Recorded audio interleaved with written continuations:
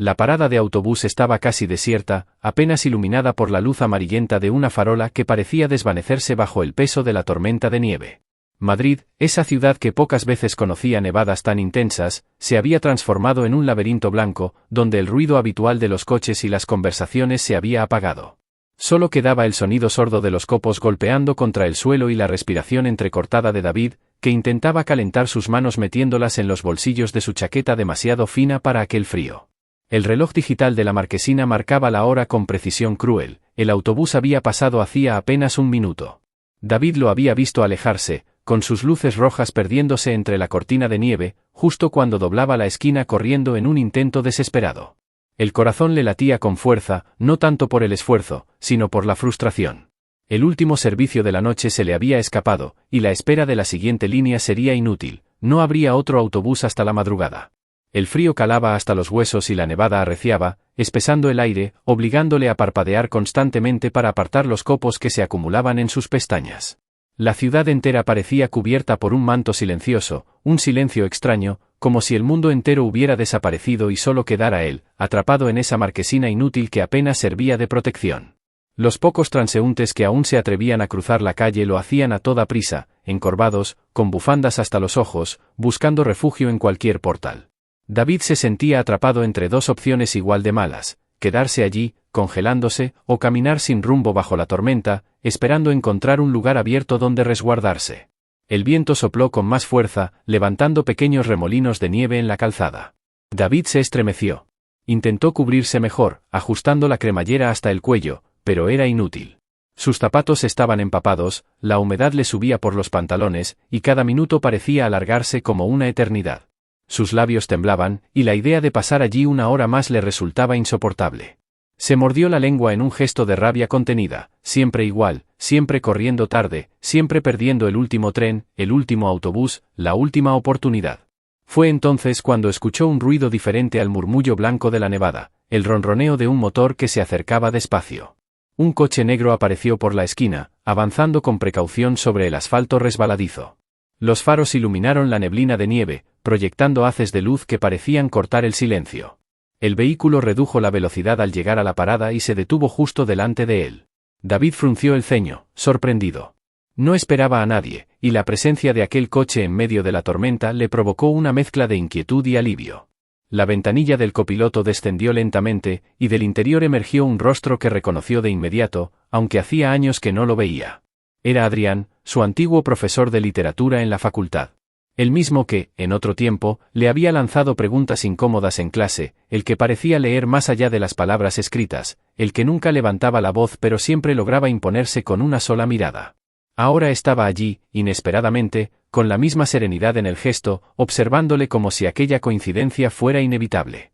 David, dijo Adrián con un tono bajo, casi arrastrado por el ruido del viento. Vas a congelarte si te quedas aquí. El corazón de David dio un vuelco extraño. La voz del profesor tenía algo hipnótico, el mismo matiz que recordaba de las aulas, una mezcla de calma y desafío que lo ponía nervioso. Se acercó unos pasos al coche, incrédulo, mientras la nieve se acumulaba en sus hombros. «El autobús ya no pasa, ¿verdad?», preguntó Adrián, aunque la respuesta era obvia. David negó con la cabeza, sin encontrar las palabras. Se sentía ridículo, vulnerable, como un niño sorprendido en una travesura. Había algo en la forma en que Adrián lo miraba, con una mezcla de autoridad y curiosidad, que le hacía sentir expuesto. «Sube», añadió el profesor, abriendo la puerta desde dentro. «Mi casa está cerca. No tiene sentido que te quedes aquí esperando. Con este temporal, lo único que conseguirás es enfermar». El ofrecimiento sonó simple, lógico, pero en la forma de pronunciarlo había un matiz que provocó un escalofrío distinto al del frío. No era solo una invitación amable, había algo más, un subtexto que David no supo descifrar de inmediato. Dudó. Una parte de él quería rechazarlo por instinto, mantener la distancia, aferrarse a la excusa de que estaba bien y que encontraría otra manera de volver a casa. Pero otra parte, la que temblaba de frío y de cansancio, lo empujaba hacia la calidez prometida dentro de aquel coche. El silencio entre ambos se prolongó unos segundos, apenas roto por el golpeteo de los copos en el parabrisas. Adrián mantenía la mirada fija en él, seria, sin sonrisas fáciles, como si realmente estuviera esperando una respuesta que significaba mucho más que un simple sí o no. Y David lo sabía. Lo presentía en el ambiente cargado de electricidad, en la tensión que se respiraba, en la sospecha de que aquella noche de nieve no sería una noche cualquiera. Finalmente, se inclinó y subió al coche. El calor inmediato del interior le golpeó el rostro, haciéndole recordar lo helado que estaba. Cerró la puerta tras de sí, y por un instante se sintió atrapado, aislado del mundo exterior. Adrián puso la primera marcha con suavidad, y el coche avanzó despacio entre la nieve. Ninguno de los dos habló durante los primeros metros. El silencio era pesado, denso, lleno de cosas que ninguno se atrevía a decir en voz alta. David miró por la ventanilla. Las calles de Madrid eran irreconocibles bajo el manto blanco, y en aquel coche oscuro, con la presencia firme de su antiguo profesor a su lado, todo parecía un escenario construido para algo que aún no entendía. Y aunque una parte de él quería creer que era solo una coincidencia, otra, más profunda y provocadora, le susurraba que nada de aquello era casual. La puerta se cerró con un golpe suave y el silencio de la calle quedó al otro lado, como si la nevada hubiese apagado el mundo. Dentro, el aire olía a madera templada y a algo cítrico, quizá cáscara de naranja sobre un radiador. El pasillo era estrecho, con libros apilados a la altura de las manos, y una lámpara de pantalla de tela derramaba una luz miel que hacía olvidar, por un segundo, la piel entumecida. Adrián dejó las llaves en un cuenco y le señaló el perchero sin decir gran cosa. La naturalidad del gesto era desconcertante, como si llevar a un antiguo alumno a casa en plena tormenta fuese un trámite cotidiano. David colgó la chaqueta, notando el peso del agua y de la noche, y se quedó quieto, atento a los sonidos de la vivienda, un tocadiscos detenido, el rumor del viento filtrándose por las junturas, el crujido leve del parquet cuando alguien cambiaba el apoyo. El salón se abrió ante ellos como una boca cálida. Había un sofá bajo la ventana, una mesa discreta con tazas desparejadas y una hilera de lomos gastados reclamando atención en la pared. No era un lugar ostentoso, pero había en él una armonía exacta, una disposición que decía más del dueño que cualquier fotografía. Adrián encendió otra lámpara, más baja, y la sombra de ambos se recogió en un rincón como un animal cansado. No preguntó si David quería té, puso agua a calentar sin mirar el reloj. Aquello no era cortesía, era un modo de ordenar el momento. Sentados frente a frente, separados por el ancho de la mesa, tardaron en encontrar el primer hilo. La nieve golpeaba el cristal con una insistencia paciente y el hervidor comenzó a vibrar con un zumbido tenue. David, aún con las manos frías, las frotó una contra otra para ganar tiempo. Se oía a sí mismo respirar. Pensó que bastaría con comentar lo obvio, la noche, el transporte, la ciudad colapsada, y, sin embargo, las palabras se le enredaron en la garganta, como si en aquella casa los pretextos se derritieran más rápido que la nieve adherida a su ropa. No suelo salir tan tarde, dijo al fin, y se arrepintió al instante por lo pobre de la frase. Adrián no respondió con lugares comunes. Sirvió el té, empujó una taza hacia él y sostuvo la mirada con la misma serenidad con la que antaño corregía silencios en clase. Había una pregunta sin formular pululando entre ambos, una expectativa que no era impaciente pero tampoco blanda. David bebió un sorbo y el calor descendió por la garganta como un recordatorio de que el cuerpo también exige su parte. Entonces, sin saber muy bien qué resorte había tocado esa luz, esa quietud, esa observación sin juicio, comenzó a hablar. No fue un discurso heroico ni una confesión calculada. Fue una línea quebrada, hecha de fragmentos. Llevo años encogiéndome, me he entrenado para pasar desapercibido, he respondido lo que convenía para no alargar las conversaciones. Contó cómo modulaba la voz en reuniones para no parecer demasiado seguro y cómo aprendió a bromear antes de tiempo para desactivar cualquier sospecha. Dijo que había dejado de escribir porque cada frase le parecía una denuncia pública.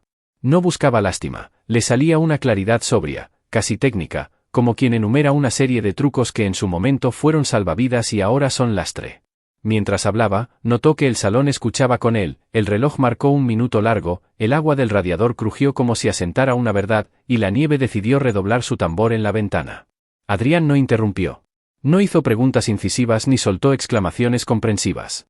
Le dejó espacio, y ese espacio, paradójicamente, apretaba más que cualquier interrogatorio. Cuando David se detuvo, exhausto de sí mismo, el profesor apoyó los codos en las rodillas y dijo, sin solemnidad, sin subrayados: no necesitas justificar quién eres. La frase cayó entre las tazas como una moneda densa. No era una consigna para colgar en la pared, sonó a diagnóstico. David quiso responder con una objeción automática: no es tan fácil, pero el argumento se le deshizo antes de nacer. ¿Justificar ante quién? ¿Bajo qué tribunal? Sintió el impulso de reírse por lo absurdo y el de enfadarse por lo mismo, una risa áspera que no llegó a la boca y una rabia sin destinatario claro. Miró sus manos, más firmes ahora, y comprendió que lo que le crispaba no era la dureza del mundo, sino la costumbre de pedir permiso incluso para el silencio. «¿Y si al hablar me quedo solo?», musitó, no buscando consuelo, sino la fricción de la duda. «Entonces conocerás la forma exacta de tu voz», contestó Adrián. «Y sabrás a quién alcanza». No hubo épica en el tono, pero sí una precisión quirúrgica. David notó cómo la intranquilidad se desplazaba, ya no residía afuera, en una masa anónima de opiniones, sino dentro, en su resistencia a sostenerse sin muletas. Los segundos se volvieron nítidos. El profesor señaló, con un leve movimiento del mentón, el cuaderno abandonado en el alféizar. «Cuando dejamos de justificarnos, escribimos mejor», dijo, como si fuera una observación meteorológica. David siguió la indicación con la vista. Recordó las páginas que no había llenado por miedo a abrir una puerta que luego no sabría cerrar. Sintió que esa puerta seguía ahí, exactamente en el mismo lugar, y que la nevada del exterior la guardaba como un guarda jurado. No habló nadie durante un rato. La casa no parecía incomodarse con las pausas, al contrario, las utilizaba para organizar sus líneas de fuerza. David repasó mentalmente escenas donde había elegido callar para no molestar a nadie, y descubrió un patrón que le dejó frío. En todos esos momentos, el que había quedado fuera había sido él. Se preguntó cuánto tiempo llevaba practicando ese recorte, cuánta vida cabía en el hueco que había aprendido a ocupar. La intriga, antes difusa, se afiló. ¿Qué esperaba realmente de esa noche, refugio momentáneo o permiso permanente? Y, peor aún, ¿quién tenía autoridad para concederlo? «No quiero convertirme en bandera», dijo entonces, como si así conjurara un riesgo que le pesaba. «No quiero vivir en guerra con todo». Adrián asintió, sin prisa. «No te estoy pidiendo eso. Te estoy diciendo que no te disculpes cada vez que existes». La precisión de las palabras abrió una rendija. A través de ella entró un frío distinto del de la calle, un frío lúcido. David se inclinó hacia la taza, ya tibia, y se escuchó respirar de nuevo. Se dio cuenta de que no sabía cómo aceptar una frase así sin envolverla en condicionantes, que su reflejo era ponerle precio. «Vale, pero, sí, aunque, quizá más adelante». Era inquietante descubrir que la provocación más grande no estaba en enfrentarse a nadie, sino en no pedir perdón por cruzar la habitación con la espalda recta. El tocadiscos cobró vida con un chasquido suave. Adrián dejó caer la aguja sobre un vinilo y una música mínima ocupó los huecos. No era un adorno, era un ritmo para sostener la conversación sin que se desbordase. David sintió que la noche había cambiado de densidad. Ya no era una anécdota meteorológica ni una cortesía inesperada. Era un punto de inflexión discreto, el lugar exacto donde una frase se queda, no como eslogan, sino como herramienta. Se vio, por un instante, saliendo de aquella casa con algo que no había traído, el permiso de no dar explicaciones. La idea le pareció peligrosa y tentadora a la vez, como caminar por una calle recién nevada y ser el primero en dejar huellas. Mañana, cuando pare la nieve, aventuró, probando la textura de su propia voz, quizá pueda empezar a hablar de otra forma. «No mañana», replicó Adrián, mirándolo con una quietud que no admitía dramatismos. «Ahora, aquí. Empieza diciendo algo que no sueles decir porque temes que incomode». El reto no tenía gritos ni tambores, pero ardía. David tragó saliva. Miró la ventana, el cuaderno, la madera, todo aquello que no le exigía nada excepto ocupar un lugar completo. Finalmente, respiró hondo. La frase surgió limpia, sin adornos, sin coartadas. No necesitó alzar la voz, bastó con no retirarla. Y en el segundo exacto en que se escuchó, comprendió que la puerta que llevaba años evitando no crujía tanto como imaginaba. Daba a un pasillo iluminado con la misma luz miel que ahora envolvía el salón. Afuera, la nevada persistía, dentro, la tensión había cambiado de bando. Ya no era el peso de esconderse, sino la responsabilidad, radical y serena, de sostenerse. Las primeras señales llegaron sin anunciarse, como pequeñas grietas en un muro que parecía sólido. David lo notó en el campus, en la cafetería abarrotada donde siempre pedía un café rápido para evitar conversaciones innecesarias. 2 mesas más allá, mientras esperaba de pie, escuchó una risa corta seguida de un susurro demasiado evidente. No alcanzó a distinguir todas las palabras, pero reconoció su nombre mezclado con una entonación burlona. Fingió no escuchar, aunque la piel de la nuca se le erizó como si lo hubieran señalado con un dedo invisible. Cuando giró la cabeza, los 2 compañeros que reían bajaron la vista al instante hacia sus teléfonos, como si la pantalla los salvara de la incomodidad. Fue un instante mínimo, pero el eco se le quedó pegado durante horas. Al principio quiso convencerse de que exageraba, que eran interpretaciones suyas, hipersensibilidad acumulada tras la conversación con Adrián. Sin embargo, con el paso de los días, las señales se hicieron más claras y más repetitivas. En los pasillos, cuando pasaba junto a un grupo, escuchaba frases entrecortadas, míralo, claro, ahora, y luego un silencio que sonaba demasiado coordinado. En la biblioteca, mientras buscaba un manual, sintió que alguien murmuraba, ahí viene, justo antes de que se cerrara un círculo de voces. No había insultos directos, no había confrontaciones abiertas, solo ese goteo constante de insinuaciones que buscaban desgastarle más que atacarle. La universidad, que hasta hacía poco era un lugar neutro, se convirtió en un campo minado de gestos. Sonrisas que no eran amistosas, preguntas lanzadas con falsa inocencia, ¿te has hecho muy amigo del profe últimamente? No. David aprendió a detectar el filo escondido en cada entonación. Lo que antes eran corredores anodinos ahora parecían pasillos de juicio, donde cada mirada cargaba una sospecha. Esa tensión no solo venía de los compañeros. Su propio primo, con quien compartía cenas familiares de vez en cuando, se convirtió en un eco doloroso de lo mismo. Una noche, entre plato y plato, el primo le lanzó una frase seca, no me sorprende lo que dicen de ti. Pero no metas a la familia en tus rarezas. El golpe no fue el volumen, sino la naturalidad con que lo soltó, como si fuera una advertencia legítima y no un veneno. La mesa siguió su curso, los mayores no parecieron captar el matiz, y David se quedó tragando un bocado que se le hizo piedra en la garganta. El efecto acumulado fue devastador. Sentía que la pared de confianza que había empezado a levantar tras aquella noche en casa de Adrián se tambaleaba bajo un asedio invisible. Cada comentario, cada mirada sostenida un segundo de más, cada risa a su espalda, se sumaba a un coro silencioso que buscaba empujarlo de vuelta a su papel antiguo, callado, discreto, invisible. Lo más inquietante era la astucia de ese mecanismo. Nadie le acusaba directamente, nadie decía nada que pudiera señalarse como ofensa clara. Era un juego de sombras, de medias palabras, que le obligaba a preguntarse si todo era real o fruto de su imaginación. Y en esa duda residía la verdadera violencia, hacía que se cuestionara su propio juicio. Aún así, algo en él había cambiado. Cuando se miraba al espejo por la mañana, ya no veía al chico que buscaba encogerse para no llamar la atención. Había una chispa nueva, todavía frágil, pero real. Y esa chispa era suficiente para notar la provocación de todo lo que ocurría alrededor. Porque cada risa no era solo burla, era una invitación a retroceder. Cada comentario no era solo veneno, era una apuesta de que cedería.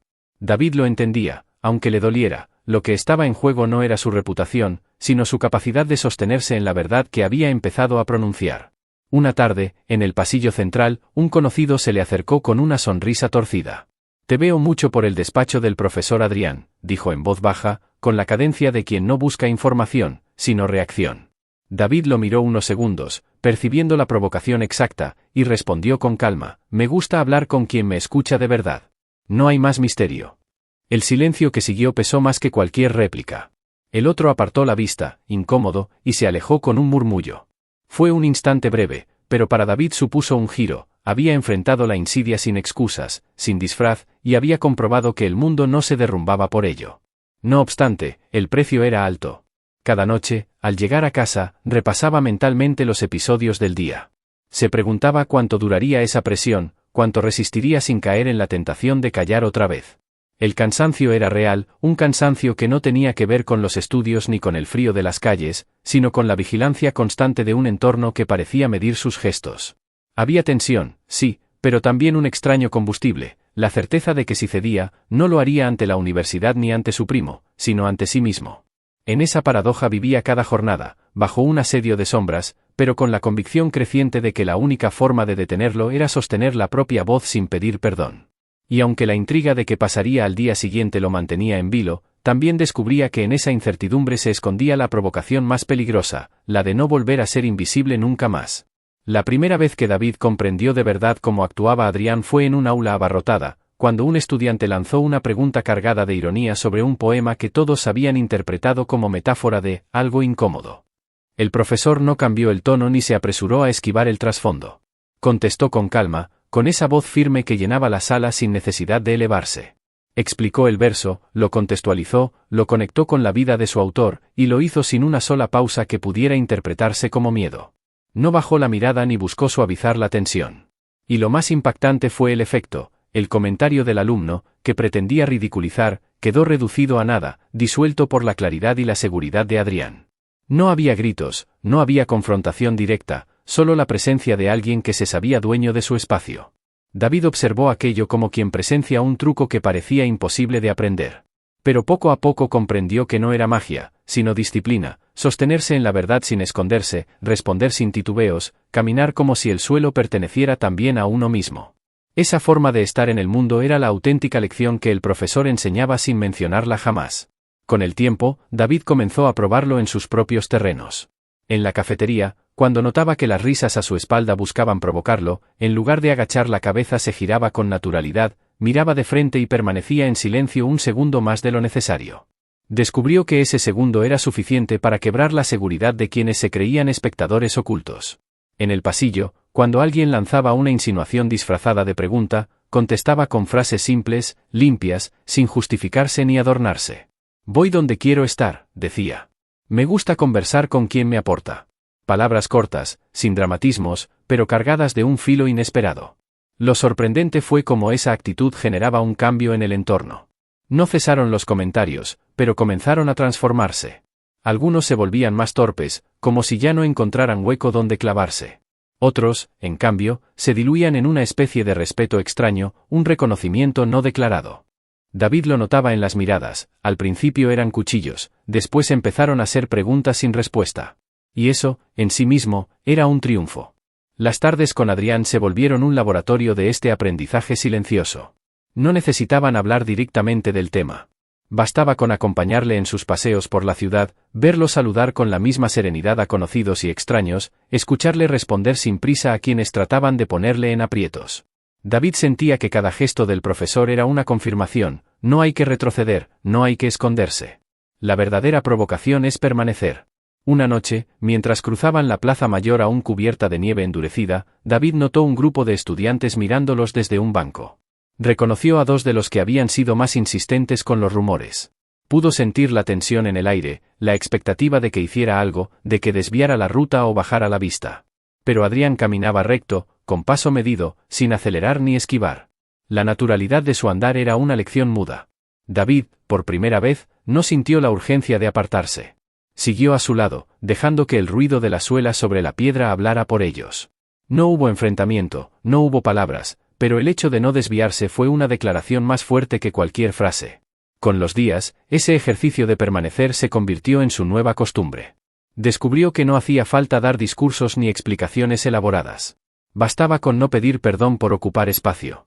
La intriga residía en la reacción de los demás. Algunos se retiraban, incapaces de soportar el espejo que les devolvía, otros, en cambio, lo miraban con un respeto silencioso, casi incómodo. Y aunque no todo era fácil, el cansancio, el peso de estar siempre en tensión seguía allí. Había algo diferente, ya no era la víctima pasiva de los comentarios, sino el protagonista de su propio desafío. Cada mirada larga que recibía en el campus, cada murmullo en la cafetería, cada insinuación de un familiar en las reuniones, se convirtió en una prueba que aceptaba con una calma nueva. A veces temblaba por dentro, pero aprendió que el temblor no era fracaso, era parte del proceso de sostenerse. Esa fue la enseñanza definitiva que Adrián le transmitió, no con sermones ni con promesas, sino con la coherencia de su andar. David comprendió entonces que su provocación ya no consistía en luchar contra todos ni en demostrar nada espectacular. Su provocación era simple y radical: no retroceder, incluso cuando las miradas lo atravesaban, incluso cuando la tensión lo hacía dudar. Porque en ese acto mínimo, en ese no apartarse, estaba contenida toda la fuerza de una vida que ya no quería volver a ser invisible. La nevada había dejado Madrid transformada en un escenario casi irreal. Las aceras parecían alfombras blancas que crujían bajo cada pisada, y las farolas proyectaban un resplandor dorado sobre la superficie helada, como si la ciudad entera respirara a un ritmo distinto. David caminaba junto a Adrián, sin prisa, escuchando el sonido acompasado de sus pasos. No había palabras entre ellos, pero tampoco hacían falta. El silencio de aquella caminata contenía algo más intenso que cualquier conversación, una certeza que no necesitaba explicación. A su alrededor, la vida seguía.